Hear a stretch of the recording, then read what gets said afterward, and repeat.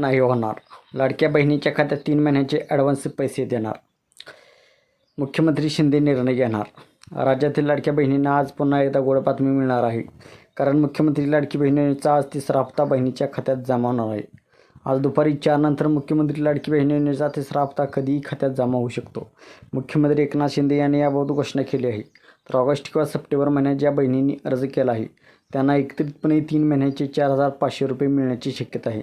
मिळत असलेल्या माहितीनुसार सणांचे गिफ्ट म्हणून ऑक्टोबर ते डिसेंबर या महिन्यांचे पैसे 4,500 रुपये 19 ऑक्टोबरच्या आत देण्याच्या तयारीत सरकार आहे. तर राज्यातील महिलांना आर्थिक सक्षम बनवण्याकरता राज्य सरकारने ही योजना आणली होती. महिन्याला लाभार्थी खात्यात 1,500 रुपये सरकार जमा करणार आहे. या योजनेचे पहिले 2 हप्ते एकाच दिवशी रक्षाबंधनाच्या 2 दिवस आधी जवळपास 1 कोटी महिलांच्या खात्यात जमा झाले होते. जवळपास 1 कोटी महिलांना या पहिल्या 2 हप्त्यांचा लाभ मिळाला. तर आता तिसऱ्या हप्त्याची घोषणा मुख्यमंत्री एकनाथ शिंदे यांनी केली आहे. यानुसार 19 सप्टेंबर म्हणजे आज संध्याकाळी 4 वाजल्यापासून पात्र महिलांच्या खात्यात तिसरा हप्ता जमा होण्यास सुरुवात होईल.